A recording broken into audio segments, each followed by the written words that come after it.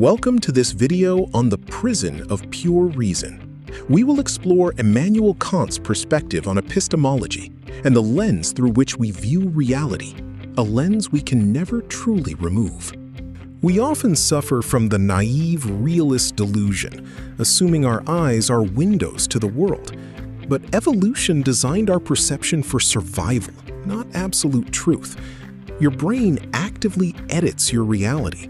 What you see is a rendering, not the world itself. Certainty is a survival reflex, not a philosophy. Doubt was dangerous on the savannah, and we are built to avoid it. Defending your view of reality is often a defense of your identity rather than a search for objective truth. In 1739, David Hume challenged our understanding of causality, suggesting it is a habit of the mind rather than a law of the universe. This realization woke Kant from his dogmatic slumber, forcing a rethink of how we process experience. Kant's verdict is that while our perceptions are constructed by the mind, they are filtered through innate categories. We are both right in our interpretations, and yet we are trapped by the reality the mind constructs. Much like the Copernican revolution, Kant proposed that the mind shapes the objects we perceive. We are not just observing reality.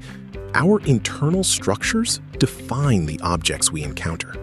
Space and time are not objective features of the universe, but the mind's essential formatting. We cannot imagine existence outside of these, meaning the prison of perception is defined by our own internal operating system. Kant distinguishes between the phenomenon, which is the appearance we experience, and the noumenon, the thing in itself, which remains forever hidden. This is the permanent limit of human cognition. Resistance to this idea is natural. Your ego acts as a coherence engine, maintaining the illusion of direct sight to function. The noumenal wall doesn't threaten your knowledge, it threatens the authority of your perception. The mind is a factory that turns raw, chaotic sensation into structured experience using innate software categories. We never encounter raw reality, only the version that is past our internal quality control line. Kant describes the transcendental unity of apperception, the formal I think that does the constructing. We never meet the projector, only the movie. And even our identity is a product of this manufacturing process. The architecture of our confinement includes space, time, and logic. Every objective experience is generated in-house.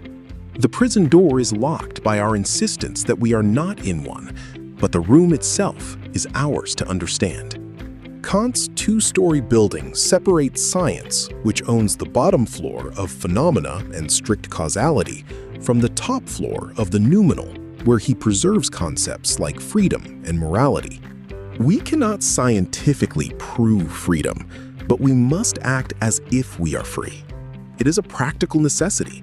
The moment we stop assuming freedom, we have already made a choice to abandon it.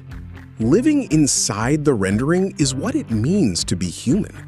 By asking whether we are seeing or rendering, we stop defending the illusion and start understanding our own role in constructing our reality.